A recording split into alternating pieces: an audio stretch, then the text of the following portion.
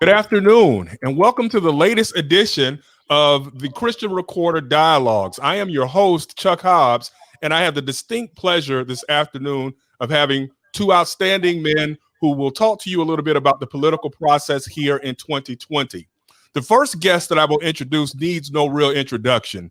He is a civil rights legend and a legend of the political process as well over the last 3 or 4 decades. Representative Jim Clyburn, the House Majority Whip, as well as the representative of the 6th Congressional District of South Carolina. Good afternoon, Congressman Clyburn. Good afternoon. Thanks for having me. Yes, sir. And I also have Mr. Antjuan Seawright, an up-and-coming political pundit, strategist, as well as a correspondent for CBS News, who will speak to us this afternoon a little bit about what it is that he is seeing along the campaign trail in 2020. Good afternoon, Mr. Seawright. Good afternoon, and thank you for having me. Yes. Gentlemen, when we start these dialogues, the first things we like to do is obviously give honor to God and also give shouts out to our AME churches. I bring greetings from the Bethel AME Church here in Tallahassee, Florida, which is under the leadership of I'm sorry, I'm so nervous here this afternoon because I'm with an interviewing one of my legends, Representative Clyburn here. But Julius McAllister Jr. is my pastor, and we're under the leadership of Bishop A.J. Richardson as well. And I want to give the microphone to you two gentlemen as well and allow you all to give shouts out to your home districts. Well, thank you very much. As you may know, I'm a member of Morris Brown AME down in Charleston, South Carolina. Reverend Keaton is the pastor there. And of course, I would hope that all of our listeners would remember my former pastor, who I was with on yesterday. And while we're recording this, his wife, Mary Bright Darby, is being funeralized. Joe Darby was not just a pastor, but has remained a very, very personal friend. Yes, and sir. So AME Church is very much a part of what I am. Yes, sir. And Mr. Seawright? I bring you greetings from the 7th Episcopal District in South Carolina, where Bishop Samuel Green is my bishop. My home church is the Prodigal AME Church. But I have to tell you, I am most proud of the 133rd elected and consecrated bishop of this church, my uncle, the Reverend Dr.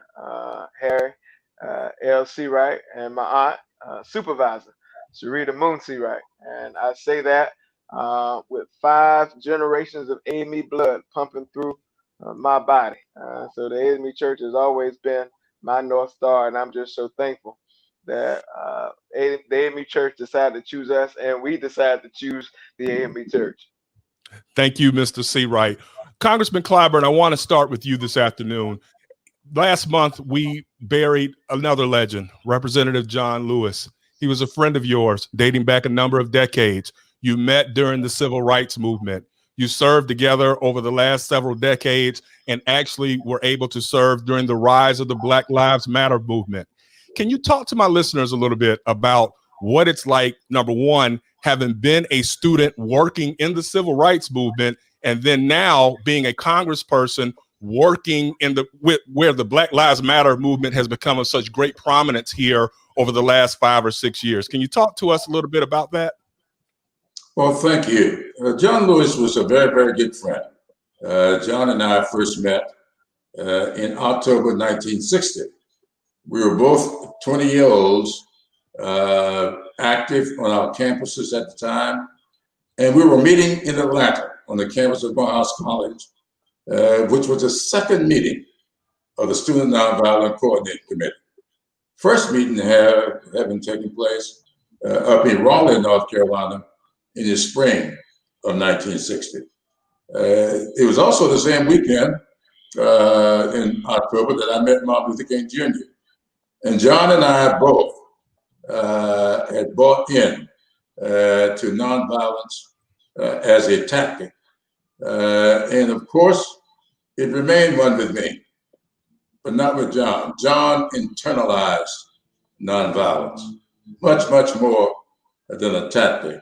And if you ever doubted that, if you watch the movie Selma, you would see that as they were planning that march back for March 1965. John, or at least the character playing John, was involved in an argument with another guy, a character playing James Foreman.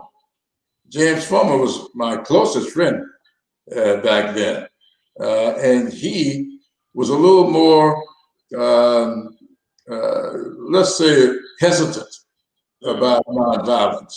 You remember in that movie, he was really did not particularly want King to participate in the Selma March, but John did and held out for that. It was who John was. And those of you who know the history of this, you'll know that after the Selma March, John was ousted as the leader of SNCC, the Student Nonviolent Coordinating Committee.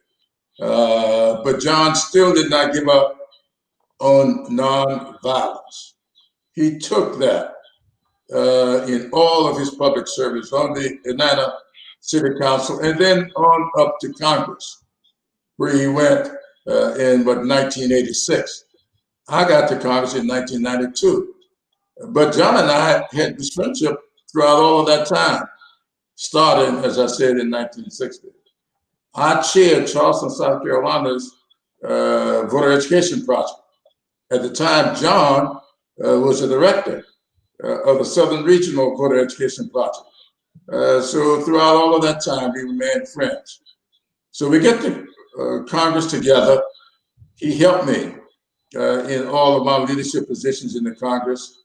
And every time I ran for leadership position, John was always very, very supportive. And just before John left Washington for the last time, we sat together on the House floor talking about the Black Lives Matter movement. And we were so proud of the fact that they had broken through. The Black Lives Matter movement had broken through, and it looked as if they would have the kinds of success that was denied us back in 1960. And John and I talked about what brought an end to our movement. The same thing that got rid of John. The group, the insurgents, took over SNCC. We woke up one morning and there was a new headline: "Burn, baby, burn." That was not John's way. That was not my way. We wanted to continue our efforts in a nonviolent way, not burning down anybody's property, not doing any kind of violence. Violence is their way, not our way. So John and I talked about this new slogan that jumped into the process right after the Minneapolis and George Floyd's murder. I called it lynching. And we talked about the fact that defund the police could have the same kind of impact on Black Lives Matter that Burn Baby Burn had on the Student Nonviolent Coordinating Committee. And John spoke out against it, and so did I. We all are supportive of Black Lives Matter, but we don't want to see anything that will undercut the impact of that movement. It's now acceptable, with over 70% of the American people have joined into this effort. And we ought to do what is necessary to support Black Lives Matter, not say or do anything to undercut its effectiveness. And that's why John, as his last public appearance, went out and stood on Black Lives Matter Plaza, along with Mayor Bowser of Washington, D.C., as if to pass the baton. I'm hopeful that we are going to make this election year a dedication to the life and legacy of John Lewis.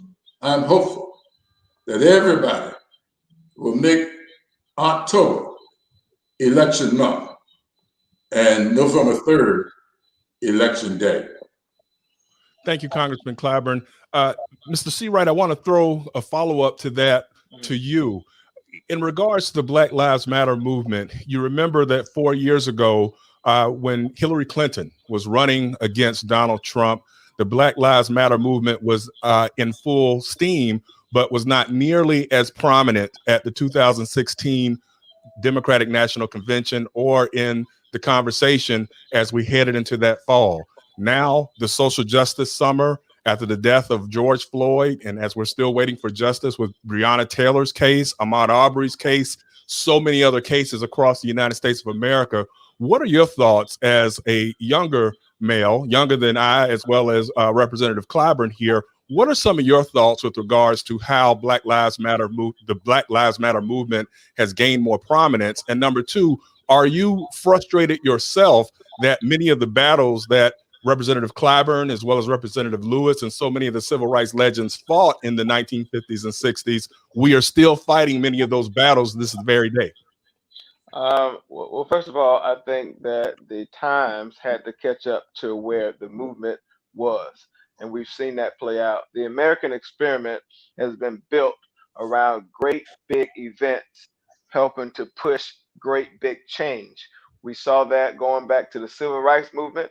Fast forward the tape to some of the shootings of today, and even the shooting that happened in Wisconsin. All those things have helped shape the American experiment, and it's always taken big events to do that. So the Black Lives Matter movement is no different. The civil rights movement did not start out very popular, but where it ended up, I think most people would be pleased, especially with the progress we now have because of the movement. And so what I saw in 2016 and what I see now is no different from what we've seen throughout history. The only difference is now you see a different group, a different coalition of people engaged and involved in what the movement looks like. During the days of Clyburn and Lewis and others, perhaps the coalition did not look the same as it did now. You see young whites, you see Hispanics, you see so many different age, gender, race, and different walks of life coming together, united around one cause. That wasn't the same thing back in the days of before me. And so I'm very proud of that. And so fast forward the tape, yes, it was front and center at our Democratic convention because these issues are front and center to this country. And if African Americans are the political concrete of the Democratic Party, as we know we are, then I'm so glad the Democratic Party is stepping up to recognize and appreciate some of the issues that have followed us for generations, including police brutality and police killing us by no fault of our own. You asked a question, your second question, you want to repeat again to make sure I answer correctly? Sure. Well, actually, the second question is actually a hybrid of what I want to segue into and give you the floor first, and then throw it back to the congressman, which is when we're talking about defund the police. The congressman just made a comment with regards to having some concerns that the defund the police slogan may be similar to the burn baby burn slogan that took over SNCC back in the mid 1960s. With that in mind, what are your thoughts, Mr. Seawright, with regards to police reform in general, whether the slogan defund the police is a good slogan or not? What are your thoughts about that aspect of the Black Lives Matter movement, trying to get police reformed across the country? And then Congressman Clyburn, I'm going to come right back to you with that same follow-up question. Well, I've learned from the whip is that one, we should learn from history or we're bound to repeat it. I've also learned throughout my own life that if we do not make the necessary changes we need, then future generations will have the same conversations and the same debates as previous generations. My grandparents were sharecroppers from rural Swansea, South Carolina. Unfortunately for me, when I hear about some of the things that we have debates about today, whether it's police reform, whether it's police brutality, whether it's voter suppression, whether it's education, infrastructure, you name it. Those are some of the same conversations they had in their day. The only difference is the players have changed, but the playbook on the other side has remained the same. And so if Clyburn just laid out for us of how burn, baby, burn essentially killed their movement, it would be malpractice for my generation or future generations to allow any slogan, whether it's defund the police or whatever it could be, especially when we know the other side is going to use this against us as a distraction tactic. It would be malpractice for us to repeat some of the same history because that means progress would not be made. And so I'm hopeful that we will learn from history. We will learn from our elders, as the whip reminded me last week, and not repeat some of the same things that have set us back for generations. Yes, sir. Congressman Clyburn. Yes. Yes, sir. You made issue of the defund the police slogan. Having said that, what would police reform look like moving forward over the next 4 years from your perspective? How can we stop the killing of Black men, women, and children across the country by reckless and or murderous police officers? Let me use the word reimagine policing. Reimagine policing. That, to me, is what it ought to be about. What has happened with teachers and police officers is that we have put responsibilities on them that they should not have. I used to be a public school teacher. I'm not a social worker. And if you want me to teach history in the public schools, I can do that. But the kind of mental health counseling and other kinds of counseling, you ought not ask teachers to do that. We need nurses in our schools. We need counselors in our schools. Same thing with the police officers. The police officers ought not be doing mental health work. Fund mental health, take it out of the police departments. Domestic violence stuff, that's the kind of stuff that we need to refer to the proper agencies and take it out of policing. How many people who are mentally ill are sitting in jail cells because we've had them arrested by the police when they need health care? They need mental health counseling. That's what we ought to do, reimagine policing. So it may be a nice, fancy slogan.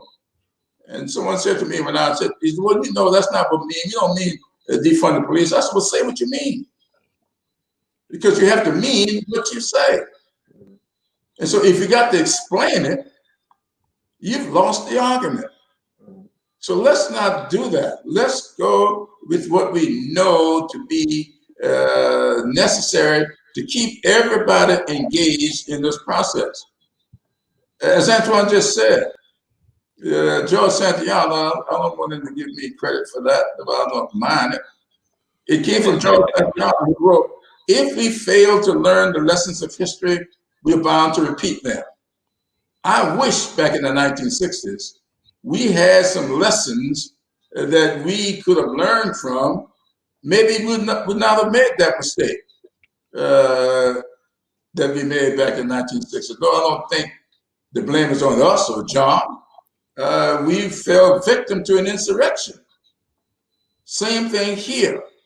You remember in Minneapolis, just after the unrest there, a guy cloaked in black, going down the street, just busting out windows.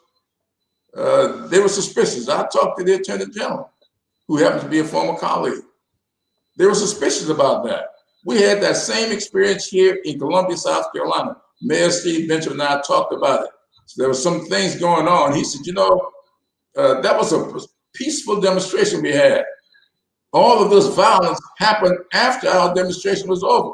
So they set out to investigate it. And sure enough, they found people trying to subvert the movement. Where they came from, nobody knows. They were not a part of the movement.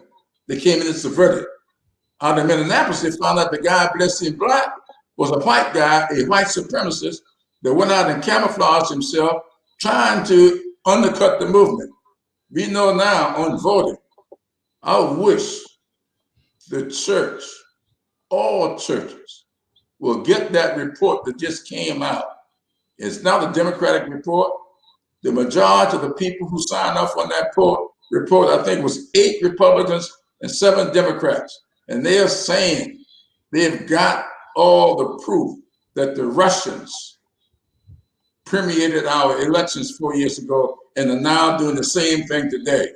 And I don't know why so many of our young people get on Facebook and get on Twitter and all that kind of, and believe all the crap that the Russians are putting out there, and they start attacking all of our public officials based upon some foolishness that's put out there by somebody trying to subvert the movement.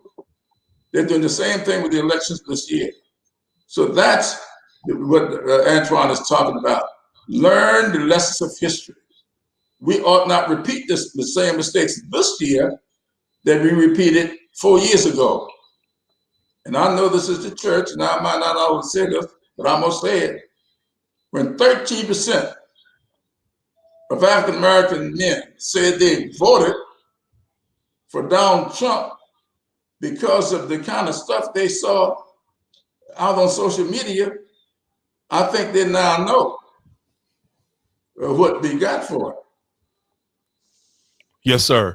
Representative Clyburn and Mr. Seawright, earlier this year, I had an opportunity to listen to you, Representative, in an interview that you did with Anderson Cooper of CNN, when you discussed part of the process that you used in helping decide whether to endorse the current Democratic nominee, Joseph Biden. Can you talk to our listeners a little bit about that process that you and Mr. Seawright did that ultimately led to your very influential endorsement of Biden at a critical point in the Democratic primary process? Well, thank you so much. Look, when I made up my mind that I was going to be public, very public in my endorsement of Joe Biden, I already knew I was going to vote for Joe Biden. My wife passed away last September. She loved Joe Biden and Jill, his wife. So I made up my mind after going to a funeral service here in Richland County, down in Lower Richland, when a lady approached me and asked me to tell her who I was going to vote for. And she says, if you don't want anybody else to hear you, just whisper it in my ear. And so when I did what she asked me to do, I told her I was going to vote for Joe Biden. She snapped back, and there was a look on her face that I just can't describe. And she says, I needed to hear that, and this community needs to hear from you. I gathered from that that I needed to speak out in a forceful way. So I called Antjuan, and I told Antjuan that what I was going to do, and I needed his services. I wanted to do some radio ads, and I wanted to do some robocalls, and I wanted to do them in a way that they could be impactful. So I met with Joe Biden on that Sunday evening, and then I got with Antjuan on Monday. We taped the radio ads, we taped the robocalls, and we waited until after the Tuesday night debate, and then I made my endorsement Wednesday morning. And we started those radio ads right then and the robocalls. Then we decided that if this works, we'll know Saturday night if it works. Sunday morning, we would run these ads and these robocalls in the other so-called Super Tuesday states. So I was just the messenger. Antjuan got it distributed. And so he deserves a lot of credit for this, for doing it in such a way that it was very, very effective. Now, people thought that this could work in South Carolina, North Carolina, maybe Mississippi and Alabama. Nobody thought it would work in Texas, but it did, because we had prior information from friends of ours in Texas that they wanted to see Joe Biden as our nominee. And so we sent these radio, the robocalls and stuff into Texas as well. And Joe Biden ended up carrying Texas. Now, I think they did some surveys, and some surveys here, the polls indicated that endorsement was impactful and was very important to a vast majority of the people who voted in the Democratic primary. And I might add, not just Black people, but it had a tremendous impact among suburban whites as well. Because if you look at the returns, you will see we had white people voting in the Democratic primary down in Charleston that never had voted before. And many of them called me, and I've got letters from a lot of them telling me that it was all because of the endorsement that we gave. That gave them the comfort level that they needed to go out and vote for Joe Biden. Yes, sir. Mr. Seawright, let me ask you, what were your thoughts back earlier this spring when that endorsement, or late winter when the endorsement came forth? And I also want you, if you can, to tie that into something we talked about off air when we were discussing your concerns about the 13% of Black males who voted for Donald Trump in 2016. Do you believe that the ultimate endorsement by Representative Clyburn and now Biden being the nominee, will that help in ways that maybe certain ones of those Black males back in 2016 were not willing to cast their ballots for Clinton? What are your thoughts about that? Well, it's no secret how much affection I have for Jim Clyburn. He's like a political father to me, and I owe him so much. And so I always take his advice and his cues when he give it. And he said something to me some time ago, and I never forget it. He says, when you win, brag gently. When you lose, weep softly. So take what I'm about to say as me bragging gently. Okay.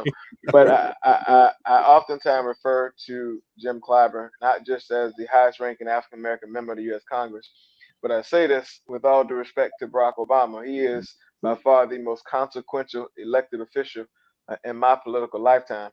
I think his endorsement in the Democratic presidential preference primary shown that in 2016 and in 2020, probably more so than any other presidential election. When Barack Obama was elected in 2008, he said something in one of the first speeches he's given, and I oftentimes repeat it when I'm introducing him. He says, when Jim Clyburn speaks, the entire Congress listens. I've edited it a little bit and says the entire world listens. February 2020 was proof of that. When the exit polls were over, 50% of the people who cast their vote in the Democratic primary in South Carolina voted for Joe Biden because of Jim Clyburn's endorsement.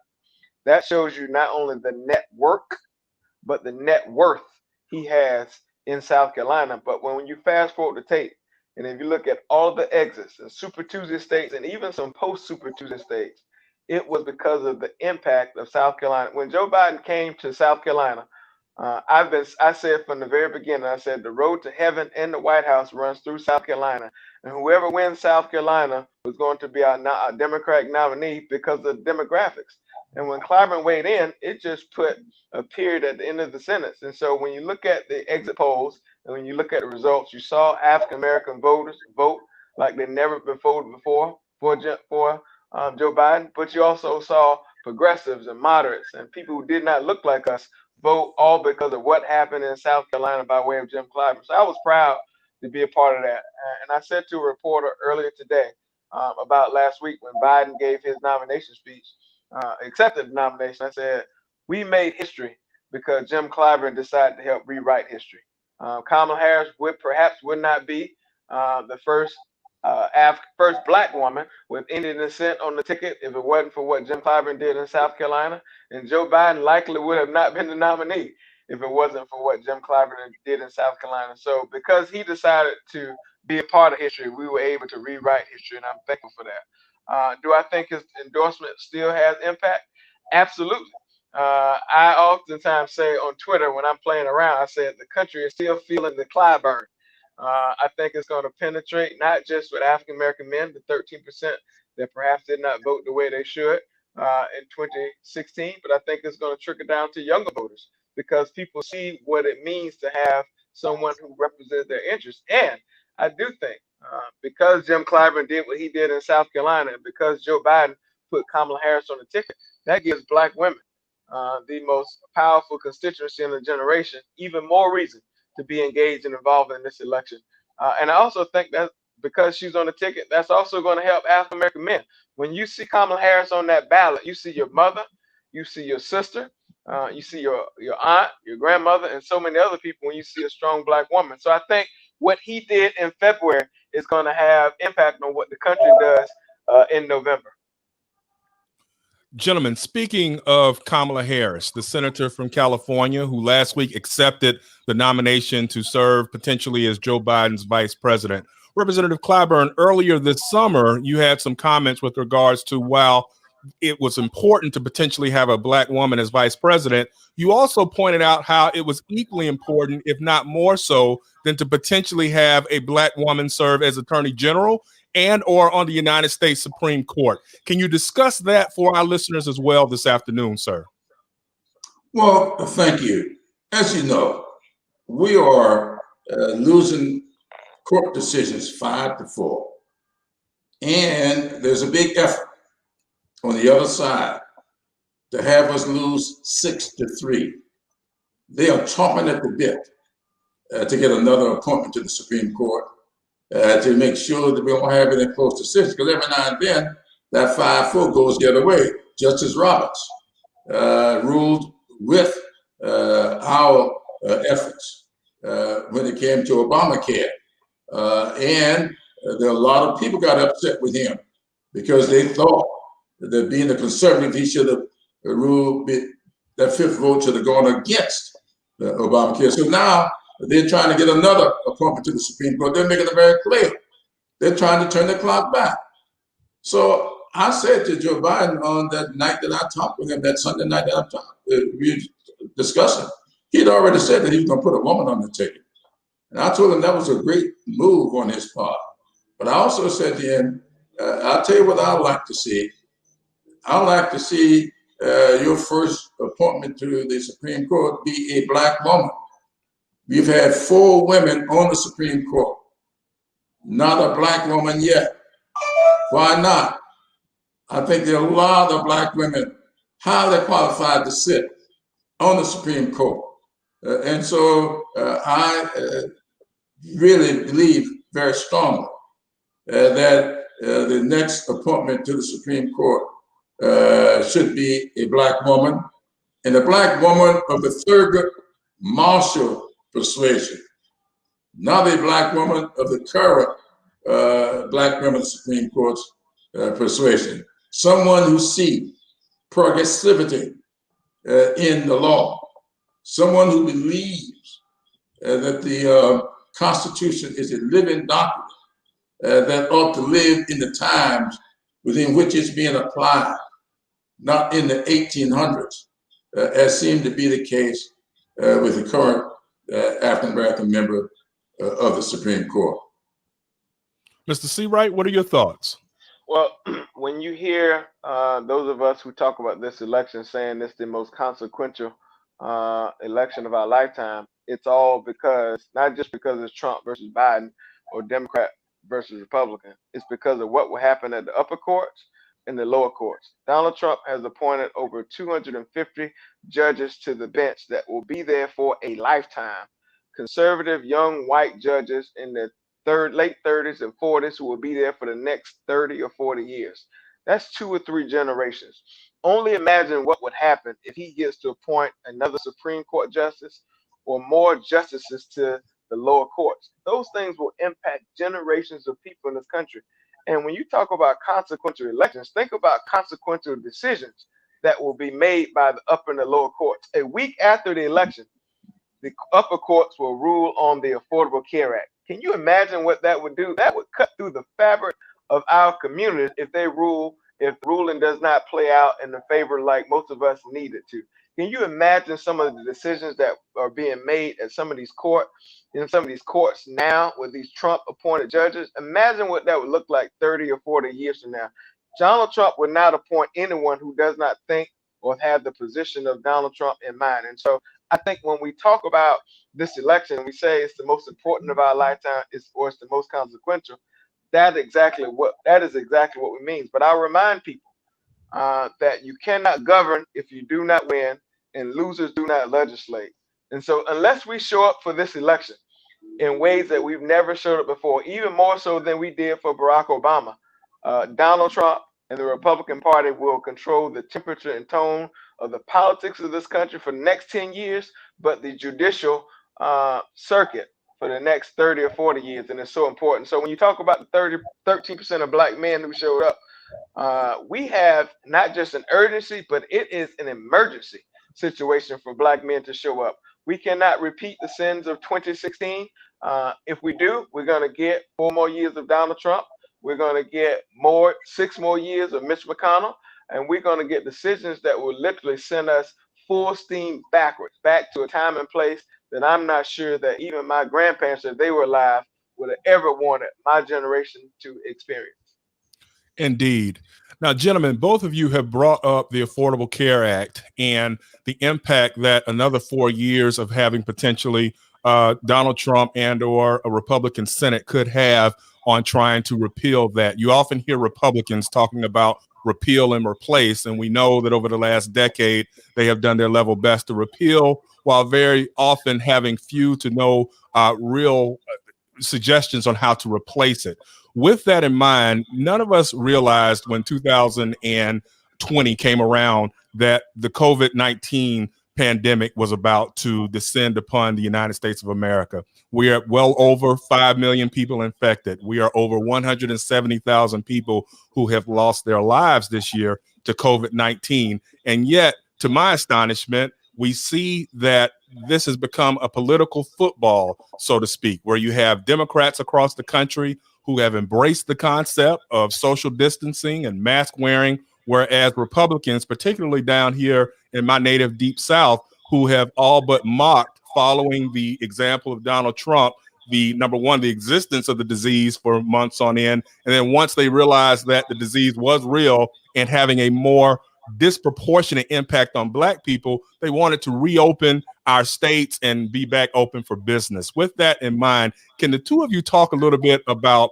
moving forward with COVID-19 if the Biden-Harris ticket is able to win and if the Democrats are able to retain Congress and maybe even siphon off a few votes, if not take over in the Senate? What can we expect going into 2021 with how the country is addressing the COVID-19 pandemic? Well, as you know, I chair the select subcommittee dealing with the expenditures of COVID-19. We have already appropriated around $2.5 trillion to deal with the impact of COVID-19. And we're doing that as members of Congress. We have to step into the gap here because a gap has been created by this president who refuses to take responsibility. He has said it. I take no responsibility. The president of the United States dealing with a pandemic, a global pandemic, who is saying, I take no responsibility. Now, in those countries that took responsibility, and you can put China in that where it's supposed to emanate from, and you can put the European countries from which it came into the United States. That virus didn't come into the United States from Asia, it came from Europe. It may have gone from Asia to Europe, but it came in. That's why the impact was so great in New York City. But where people took responsibility, they are now returning to a normal life simply because they got the virus under control. Our president refused to take responsibility, and therefore the virus is still running wild throughout this country. That's number one. It's one person he started out saying. Then he said 15 people. Then he said we're going to get a miracle. Who is he to talk about a miracle and he doesn't know which side of the Bible is up? No miracle is about to be visited on this. Those of us who are people of faith, we pray and we sing, asking the good Lord to make us instruments of his peace. Mm-hmm. If you ask him to be made an instrument, you ask him to be used in order to get something done.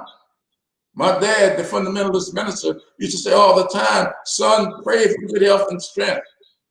And the good Lord provides you some modicum of good health and strength. Get up off your knees and work. That's what we need, somebody in the White House who will accept responsibility and who will work. $2.5 trillion that we're spending out here. And every time I look around from this committee, we find somebody out there doing something, getting money they don't deserve. We've already gotten $119 million back into the coffers because it went out to people that didn't deserve it. One company sent us $109 million back the other day. And the CEO said to us, we did not ask for this money. No, we don't need it, so we're going to send it back. But we got a call offering us the money, so we accepted it. That call came from this administration. This is what they're doing. They are profiting off this. And so this committee that I'm heading up, this committee is patterned after something called the Truman Committee that was set up back in 1941 to deal with a response to World War II. Truman saw what happened after World War I, and when we set up 116 committees to try to stop the fraud and abuse, the fly-by-night corporations that floated around when the country was spending all of this money trying to recover from World War I. So Nancy Pelosi decided we're going to spend a lot of money here to try to recover from COVID-19. So we're going to set up a Truman-like committee, because what they did after World War II, they had one committee. And that one committee, they spent $1 million on that committee. And that committee returned $16 billion to our coffers. That's what we're doing here with this committee. COVID-19 is with us. It's going to be with us. And now they're fighting for a vaccine to cure. And you see what has just happened. We've got the vaccines. We're going to have more than one vaccine. There are 19 countries pursuing this. And I understand 3 or 4 dozen, maybe more than that, companies trying to find a vaccine. I've been around long enough to remember the polio vaccine. There were 2 polio vaccines. One was called the Salk vaccine, created by Jonas Salk. The other was called the Sabin vaccine, came from Abbott Sabin. The Salk vaccine was a shot in the arm. The Sabin vaccine was a drop of serum on a lump of sugar. So you can imagine, everybody preferred the Sabin vaccine. And it also, according to the scientists, it was more effective because it got into the stomach and it did things that the Salk vaccine would not do. I need not tell you which communities got the Salk vaccine and which communities got the Sabin vaccine. Right. One of the things this committee is working on now, we are following the development of these vaccines. We're going to make sure that the vaccines are meted out efficiently, effectively, and equitably. We are not going to see vaccines come and favoring one community over the other. So we are working hard to save money, but we're also working hard to make sure that all communities get treated equitably. Those are our 3 watchwords: efficiency, effectiveness, and equity. Those are our watchwords. Representative Clyburn, do you feel as if once a vaccine comes online, knowing that so many pharmaceutical companies have made so much money this year, even off of some of the remedies that are being used now to ease the suffering of those suffering from COVID-19, will there be options available for Americans who may not have the money to be able to pay or even pay the co-pays on vaccinations? Will we see something coming out of Congress to address that, the prescription drug price piece of potential vaccinations to COVID-19? Absolutely. We addressed that primarily, I shouldn't say primarily, but at the beginning of that in the HEROES Act, because we want to make sure that everybody, I have a watchword that I use, and Antjuan can tell you: making America's greatness accessible and affordable for all.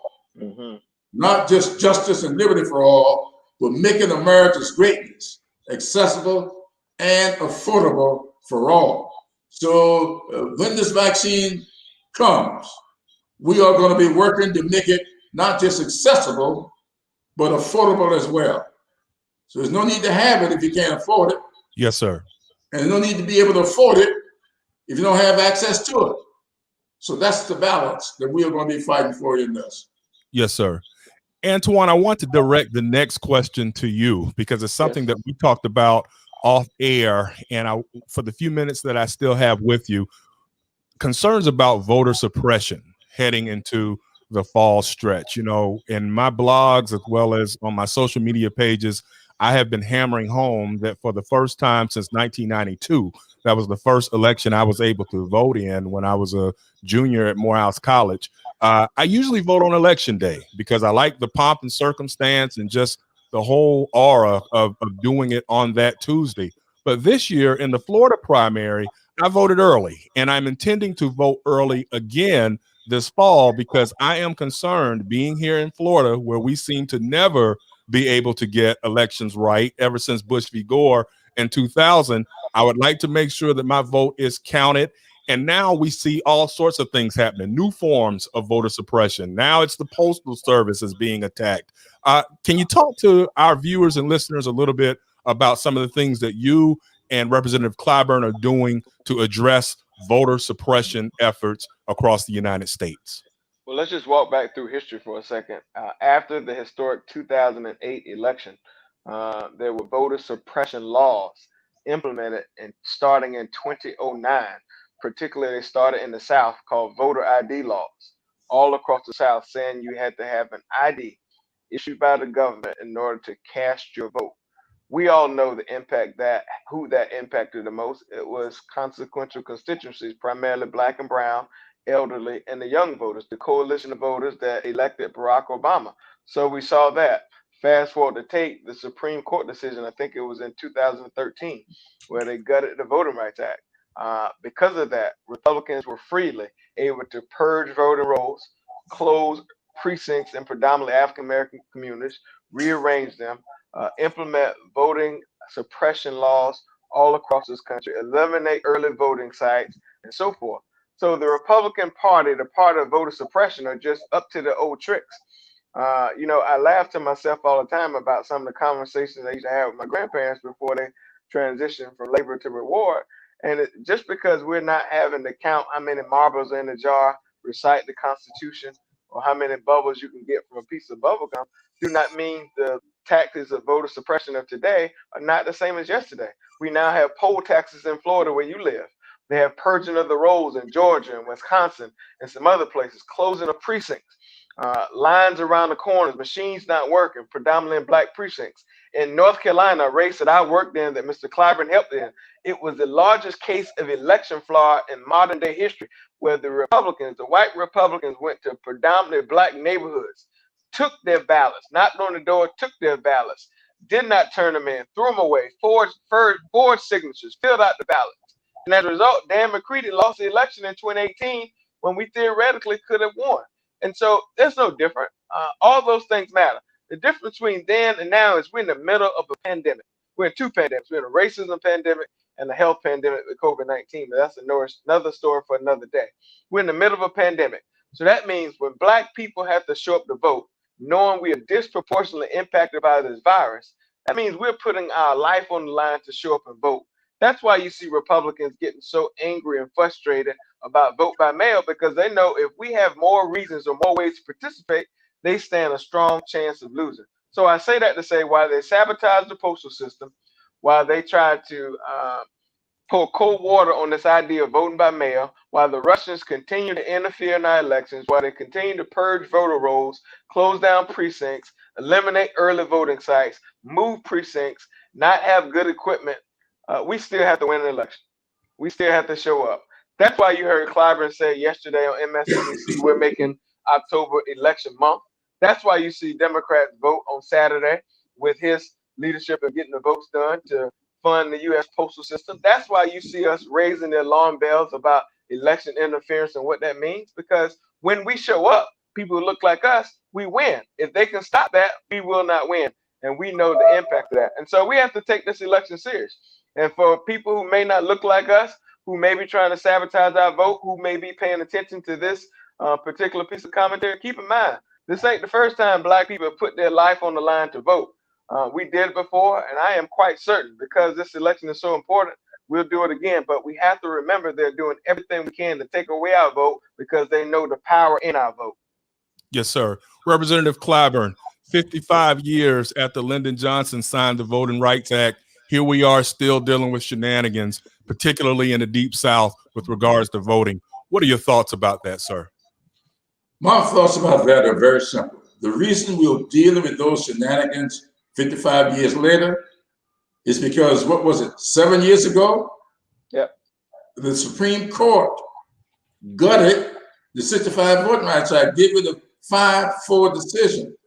That's what makes this election so consequential. That's what this is all about. This is the most consequential election, not just in our lifetime, but is since 1860. Abraham Lincoln was elected in 1860. The consequences that flew from that was the Emancipation Proclamation, which ushered in Reconstruction. But what a lot of people don't realize is that Reconstruction did not last but 12 years. Reconstruction came to a close. Remember, the Emancipation Proclamation became effective January 1, 1863. And it came to a close with the Tilden-Hayes Compromise, 1877, 12 years later. And guess what? Rutherford B. Hayes became president of the United States and brought an end to Reconstruction. He became president by one vote. One vote. And when people say, my one vote won't matter, I remind you that Black folks got ushered into Jim Crow existence by one vote. If that one vote had gone the other way, Rutherford B. Hayes would never have been president of the United States. Reconstruction would not have come to an end, and we would not be having this battle we're having today. So one vote on the Supreme Court gutted the Voting Rights Act 7 years ago. And that's why we just passed a new law, and we call it the John R. Lewis Voting Rights Act, because we need a new Voting Rights Act. Those things that Antjuan just talked about, they came about because of that. In Florida, the people of Florida went out and decided to restore the votes to felons. But what happened with the Florida legislature? They have literally overturned the will of the people by putting all these stipulations on people to vote. Yes, you may be able to vote, but only if you pay all your fines, only if you meet all these other criteria that we are establishing. One vote. Antjuan is right. We got to vote this year like our lives depend on it, because believe me, they do. Our lives depend upon the result of this election. This will be the most consequential election since 1860. Now, I've been saying that for a while, and people look at me like I'm crazy. Well, Steve Smith, for a week now, he's been saying the most consequential since 1860. He called 1864, which is the re-election of Lincoln. But I heard another talking head 3 or 4 days ago saying 1860. All you got to do is look at the history and look at what consequences flow from it. And just like the Emancipation Proclamation flowed from the 1860 election, we could have the clock turned back. Here's a man already telling you that he wants to get Black folks out of the suburbs. He wants to protect suburbia for white people. He is saying that. Here's a man who looked in the camera and referred to one of his Black former employees, a woman, as a dog. I want to know what Black person will excuse this man for calling the Black woman a dog. Excuse this man for saying that white supremacists are good people. Excuse this man for all the stuff that he's saying, lying about Barack Obama every day, all day, he insulted Barack Obama the whole time that he was president with his birth of foolishness. What black person would now forgive this man for that? I just don't understand this. I am 80 years old. I'm having a hard time understanding how any black person, least more any person of faith. As you can see, I'm in my campaign headquarters. We got a call here this morning from a black religious group urging us to watch the convention, the Republican convention this week, so we can be incented. Come on. What are these people talking about? There's never been anybody in my lifetime sitting in the Oval Office, which is low regard for religion, as a man who's sitting there now. And we are talking about faith people. I see African-American ministers, African-American athletes, talking about they're supporting this man.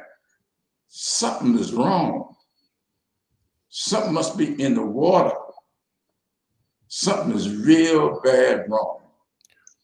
Yes, sir. And gentlemen, I have thoroughly enjoyed the conversation this afternoon. And as we get ready to wrap up, I want to pose one last question.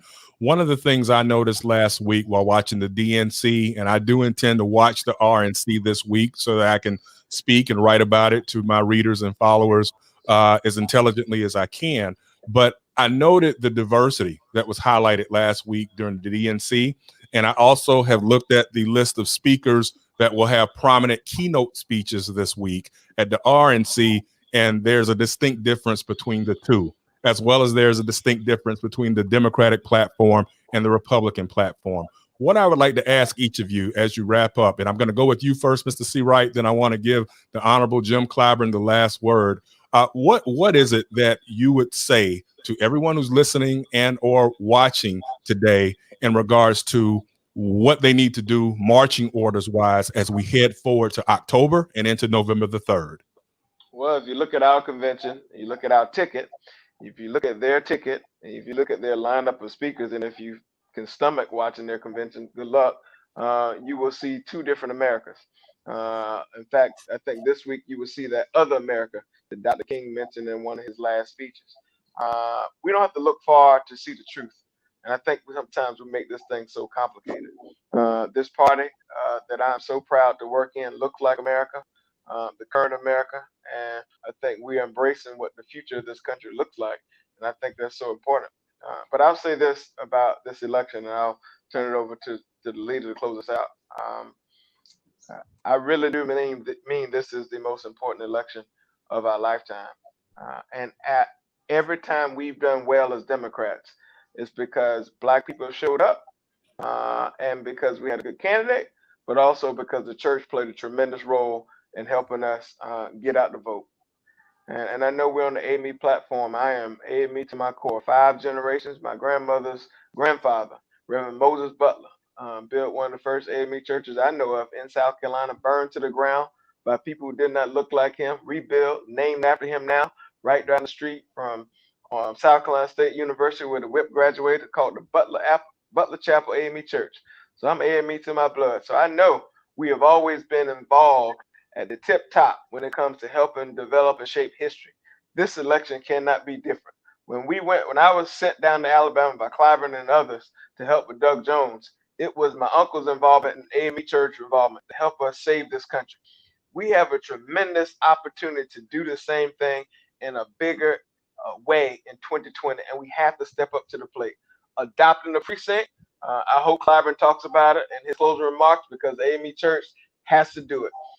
Forget about this rigmarole of, well, I don't know about what this means for my C3 and my church. We have to learn to do what the AME Church has always done, and that's getting involved to help shape what the future of this country looks like. And so my challenge to everybody watching this bit of communication, to every pastor who may be listening, you have an obligation to do more than just preach on Sunday, but you have to do ministry 7 days a week. And part of doing ministry is getting engaged and getting involved in this election. Scripture teaches us, and I learned this at the Prodigal AME Church, that the people rejoice when the righteous are in charge. I do not see too many people rejoicing in this country because the righteous are not in charge. If we want reflective leadership of our priorities and our values, get engaged and get involved in this election. And I guarantee you, if we do our part, we set ourselves up to put together the necessary coalition and constituency, not just to win the presidency, but to win on down the ballot, because I want Jim Clyburn to go back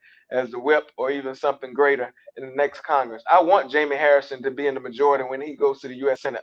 I want Roy Cooper to be the head of the Democratic Governors Association so we can help with redistricting. I want to have control of state legislative seats because that's how we redraw the lines in this country for the next 10 years. I want to be able to have those appointments to the courts that Donald Trump would make if he's the president. So all those things are riding on how deep and wide and their involvement the AME Church decides to participate in this election.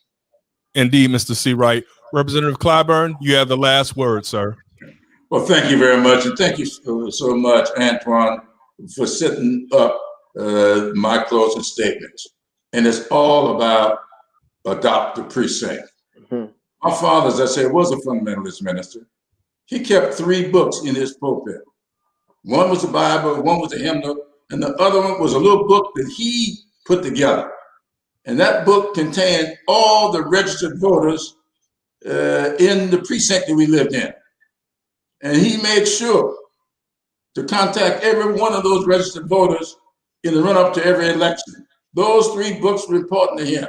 He couldn't sing, he preached pretty good, but he knew how to knock on doors. And you had to knock on the doors. We had part of line telephone back then. You get on the line to talk to somebody, and you end up talking to 4 or 5 different people. So we knocked on doors. So I'm calling on all the churches, not just the AME Church, all the churches, to adopt precincts. Start now. Get the list of registered voters. You can get the list from your voting office by street address and start assigning people in your congregation to 10 or 12 people here, making sure these 10 or 12 go to polls, and start going to the polls as soon as you can do early voting or absentee voting. We start here in South Carolina on October the 5th. That's why I want to make October election month. We got to get people to the polls. And I'll close with this. I told somebody the other day, said, well, you know, you a graduate of South Carolina State. You now got an HBCU graduate on the ticket, but she's from Howard. What do you think about that? I'll tell you what I think about it. I am a South Carolina Bulldog through and through. But through November 3rd, I'm a Howard University Bison. I'm an Omega. And my sister sorority or Deltas. However, from now through November 3rd, I'm an AKA. That's what I am. All this foolishness. The Divine 9, start now. Adopting precincts. I'm a 33rd degree Mason, and I'm talking about a 33rd degree. Not honorary 33rd. I'm a 33rd degree Mason. I'm calling on all my Masonic lodges to adopt the precinct. And I'll close with this. Antjuan mentioned 501c3s. G.K. Butterfield, the congressman from up there in North Carolina, has just put together a document, and we're going to have a Zooming event like this, where we are going to have lessons throughout September on what can or cannot be done with 501c3s. Churches are not obliged to tell people how to vote, but churches can tell people to vote. Ministers may not tell people how to vote from their pulpits, but they can go over to the fellowship hall and tell people who to vote for, or go anywhere else you want to. So this stuff about hiding behind the 501c3, talking about you don't want to lose your status, so you're not going to have any political activities in your church. Come on, man. This is about, you saw Donald Trump being brought down in churches, brought to the altar, where evangelicals praying over him. Well, pray over Biden. Pray over Harris. Let's pray for good health and strength, and then get up off our knees and work to get this done. So mote it be, Brother Clyburn. And as a Morehouse man, FAMU Rattler, Kappa, and Prince Hall Mason, I agree with your sentiments. And I want to thank both of you gentlemen for coming on this afternoon and enlightening our watchers and listeners with your views. And I wish you both well and Godspeed over the next 70 days as we do our level best to make sure that the Biden-Harris ticket it prevails this fall. Thank you, gentlemen. Thank you. God bless. And I would like each of you to pay attention to a PSA that we're about to run right now. Take a look. The AME Church has never been shy about standing with and for all people. When slavery was the law, and now when justice and liberty of African people in this country is threatened, you've been on the case. When segregation was the order of the day and laws prevented African Americans from voting, you held meetings in your church to protest. So now Own Your Vote is pleased to partner with you to go that next mile. We are needed more than ever today. The battles won yesterday have been eroded. So Own Your Vote and AME Alert must be part of restoring justice and liberty for all. So join us and let's make November 3rd our day to show everyone that the AME Church is still on the case. Go to www.amev-alert.org for more details and to connect. And I ask each of you to stay tuned this week because we have some more shows on TCR Dialogue coming just your way. This coming Wednesday, I look forward to interviewing Reverend Michael McBride and Jackie DuPont Walker. And on Thursday, the 27th of August, I look forward to interviewing Reverend Stephen Green. And again, thank you all for paying attention and listening. Make sure that you continue to do your level best to educate yourself on the issues and the candidates. Make sure that you vote early and make sure that you continue to keep the faith that things will get better. God bless and Godspeed. Have a good afternoon.